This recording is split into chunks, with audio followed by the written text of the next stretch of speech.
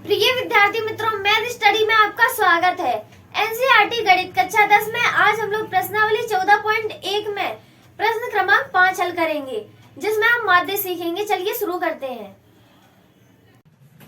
चलिए सबसे पहले हम प्रश्न पढ़ते हैं। प्रश्न में लिखा है कि किसी फुटकर बाजार में फल विक्रेता पेटियों में रखे आम बेच रहे थे। इन पेटियों में आमों की संख्याएं भिन्न भिन्न थी। पेटियों की संख्या के अनुसार आमों का बंटन निम्नलिखित था। ये आमों की संख्या है और ये पेटियों की संख्या है। आमों की संख्या 50 से 52, फिर 53 से 55 और 56 से 58, फिर 59 से 61 और 62 से 64 दी गई है। देखिए, अभी तक जो सवाल हमने किए हैं उनमें जो अंतिम पद है वहीं से ये प्रथम पद शुरू होता है। जैसे कि ये 52 जहां यहाँ खत्म हो रहा है तो यहीं से 52 शुरू होगा, बल्कि इसमें 52 खत्म होता है तो 53 से शुरू हो रहा है, और 55 खत्म हो रहा है तो 56 से शुरू हो रहा है। जब हमने अभी तक सारणी जो बनाई हुई थी, सवाल हल किए थे, उनमें कुछ इस प्रकार की सारणी दी गई थी, जैसे 0 से 10, फिर 10 से 20 और 20 से 30। मेरा कहने का मतलब ये है कि जैसे ये 10 पे खत्म होता है तो यहाँ 10 से शुरू होता है, और यहाँ 20 से खत्म होता है तो यहाँ 20 से ही शुरू हो रहा है, बल्कि इसमें अलग प्रकार की सारणी दी गई है। ये सतत नहीं है। ये जैसे कि 52 पे खत्म हो रही है तो 53 पे शुरू हो रही है, और ये 55 पे खत्म हो रही है तो 56 पे शुरू हो रही है। तो इसे हमें सतत करना पड़ेगा। देखिए, ये सारणी हमें आड़े में दी गई है और हमें खड़े में बनानी है। तो चलिए हम बनाते हैं। देखिए, हमने कॉलम बना लिया है। इस कॉलम में हमें आमों की संख्या लिखनी है और इस कॉलम में पेटियों की संख्या। तो यहाँ आमों की संख्या और यहाँ पेटियों की संख्या। पेटियों की संख्या को FI द्वारा दर्शाते हैं। अब देखिए, आमों की संख्या लिखने के लिए हम इस सारणी को देखेंगे। इस सारणी में ये संख्या 50 से 52, फिर 53 से शुरू। जब 52 पे खत्म हो रही है तो 52 से ही शुरू होनी चाहिए, बल्कि यहाँ 52 पे खत्म होती है तो 53 पे शुरू हो रही है। तो ये सतत नहीं है और इसे हमें सतत बनाना है। तो ये सारणी हम इस कॉलम में नहीं उतारेंगे, इसे हमें अपनी तरफ से बनाना होगा अच्छे से। अगर हम इसमें 0.5 माइनस कर देते हैं और इसमें 0.5 प्लस कर देते हैं तो हमारी सतत हो जाएगी। देखिए, जैसे ये 50 दिया गया है तो इसमें 0.5 माइनस कर देंगे तो 49.5 हो जाएगा। तो यहाँ लिखेंगे 49.5 से, यहाँ 52 है तो यहाँ हम 0.5 माइनस कर देंगे, 0.5 प्लस कर देंगे, तो यहाँ 52.5 हो जाएगा। अब यहाँ 53 है तो इसमें 0.5 माइनस कर देंगे, माइनस करने पर 52.5 आएगा। 52.5 लिख दिया हमने। अब देखिए, जहां से ये अंतिम पद खत्म होता है वहीं से ये प्रथम पद शुरू हो रहा है, तो ये सारणी हमारी सतत बन रही है। यहाँ देखिए, बल्कि यहाँ ऐसा नहीं था। ये 52 पे खत्म होता है तो 53 पे शुरू हो रहा है, और 55 पे खत्म होता है तो 56 पे शुरू हो रहा है, बल्कि ये जहां खत्म हो रहा है वहीं से शुरू फिर से हो रहा है। अब यहाँ देखिए, 55 में 0.5 प्लस करेंगे तो 55.5 होगा। देखिए, 55.5 हमने लिख दिया। अब तीसरी में ये 56 में हम 0.5 माइनस करेंगे तो 55.5 होगा, और इसमें 0.5 प्लस करेंगे तो 58.5 होगा। 59 में 0.5 माइनस करेंगे तो 58.5 है। अब 61 में 0.5 प्लस करेंगे तो 61.5 होगा। अब 62 में 0.5 माइनस करेंगे तो 61.5 होगा, और 64 में 0.5 प्लस करेंगे तो 64.5 होगा। देखिए ये सारणी हमारी सतत हो गई। अब हमें यहाँ पेटियों की संख्या लिखनी है। तो पेटियों की संख्या 15 दी गई है, फिर 110 दी गई है, फिर 135 और 115 और 25 दी गई है। तो देखिए यहाँ हमने पेटियों की संख्या भी लिख दी। अब इस कॉलम में हमें मध्य बिंदु ज्ञात करना है, मतलब कि x। मध्य बिंदु ज्ञात करने के लिए हम इस कॉलम में आएंगे और ये जो दो संख्याएं दी गई हैं इन दोनों संख्याओं को जोड़ देंगे और इन्हें जोड़कर 2 से डिवाइड कर देंगे। चलिए हम करके देखते हैं। ये 49.5 को जोड़ेंगे और 52.5 को जोड़ेंगे। 5 5 10, 10 की 0, हाथ से लगी 1, 9 और 2 11, 11 में 1 जोड़ देंगे 12, 12 की 2, हाथ से लगी 1, 5 और 4 को जोड़ेंगे 9, 9 में 1 जोड़ेंगे 10, यहाँ 10। यहाँ एक संख्या के बाद पॉइंट है तो यहाँ भी एक संख्या के बाद पॉइंट लगा दिया। 0 का कोई मतलब नहीं होता है तो 0 हटा दिया। अब हमारा आंसर बचा 102। अब 102 को 2 से डिवाइड कर देंगे तो 2 पंचे 10, 2 एकम 2। तो हमारा मध्य बिंदु 51 निकल रहा है। तो यहाँ हम 51 लिख देंगे। उसी प्रकार इसका निकालेंगे मध्य बिंदु। देखिए 52.5 और 55.5 को जोड़ देंगे। 55.5 प्लस 5 और 5 10, 10 की 0, हाथ से लगी 1, 5 और 2 7, 7 में 1 जोड़ देंगे 8, 5 और 5 10, 0 लगा दिया। इसका कोई मतलब नहीं होता है। आंसर है 108। इसे 2 से डिवाइड कर देंगे, 2 पंचे 10, 2 चौक 8। तो हमारा मध्य बिंदु 54 निकला इसका। इसी प्रकार हम इन सब का मध्य बिंदु निकालकर यहाँ लिखेंगे। तो 54, देखिए इसमें कितने का अंतर है।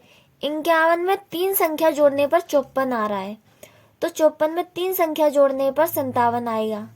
तो यहाँ हम 57 लिखेंगे। अब 57 में 3 संख्या जोड़ेंगे तो कितना आएगा 60, और 60 में 3 संख्या जोड़ेंगे तो 63 होगा।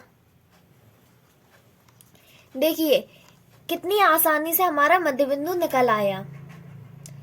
अब हम यहाँ UI निकालेंगे। UI ज्ञात करने का सूत्र है xi minus a upon h। अब xi तो हमारा ये रहा, a हमें इसमें से निकालना है।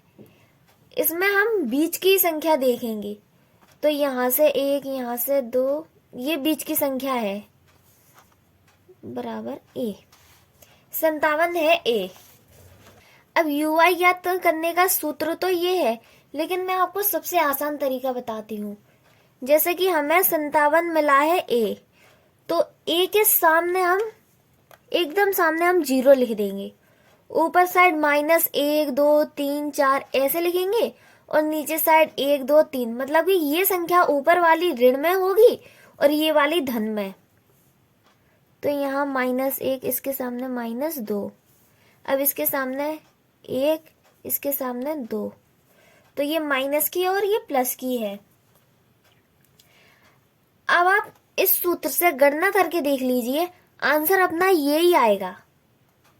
देखिए मैं इस -2 का निकाल के बताती हूँ आपको। xi हमारे पास 51 है, a 57 है और h हम यहाँ लिखेंगे। h अब कैसे निकालेंगे, जो ये दो संख्याएं हैं अंतिम पद में से प्रथम पद को माइनस कर देंगे तो हमारा h निकलेगा। 52.5 में से हम 49.5 माइनस कर देंगे तो हमारा आंसर 3 आएगा। तो h 3 मिल गया। देखिए हम यहाँ करके देखते हैं। यहाँ UI याद करेंगे। X I minus A upon H, U I बराबर एक्स आई 51 है तो यहाँ 51 लिख दिया, माइनस ए 57 है तो यहाँ 57 लिख दिया, अपॉन एच 3 है तो यहाँ 3 लिख दिया, बराबर 51 में से 57 माइनस करेंगे तो माइनस होगा नहीं, इसलिए हम 57 में से 51 माइनस करेंगे तो 6 आएगा, जो 6 माइनस का होगा, अपॉन 3। अब हम 6 को -6 को 3 से डिवाइड करेंगे तो -2 आएगा, 3 दूनी 6 होता है, इसलिए -2 आ गया। देखिए यहाँ हमारा -2 ही आया। इसी प्रकार ये सारी संख्याएं हमने ज्ञात की हैं। अब इस कॉलम में हम एफ आई यू आई ज्ञात करेंगे।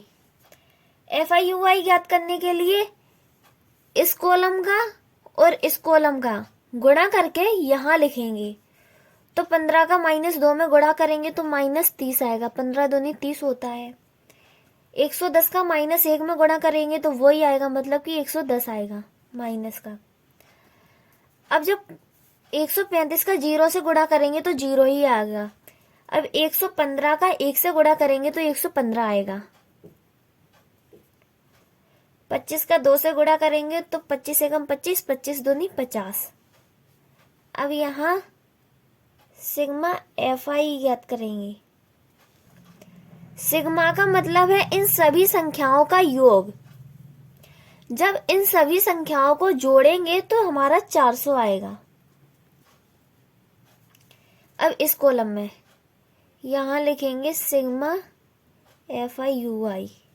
अब 115 और 50 को जोड़ेंगे तो 165 आएगा, और 110 और 30 को जोड़ेंगे तो -140 आएगा।